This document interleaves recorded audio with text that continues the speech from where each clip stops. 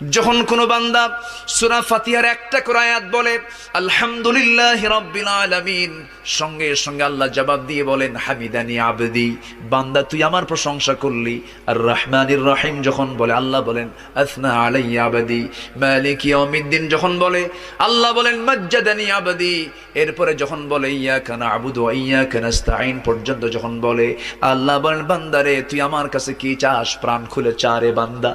ইহদিনাস সিরাতাল মুস্তাকিম থেকে শুরু করে নিয়া ওয়ালাদ-দাল্লিন পর্যন্ত যখন বান্দা বলে তখন আল্লাহ বলেন বান্দা নামাজের মধ্যে এমন প্রেমের খেলা খেললি বান্দা, তুই যা চাইলি সব আমি আল্লাহ কবুল করলাম। ওই বান্দা যখন রুকুতে যায় আল্লাহ তখন অস্থির হন। ওই বান্দা যখন সিজদায় যাওয়ার জন্য প্রস্তুতি নাই, সমস্ত ফেরেশতাকে ডাক দিয়ে বলেন ও ফেরেশতারা, এই বান্দাগুলো আমাকে দেখলো না, রাসূলকে দেখলো না, কোরআনকে দেখে হাদিসকে বিশ্বাস করে আমাকে খুশি করার জন্য তার সবচেয়ে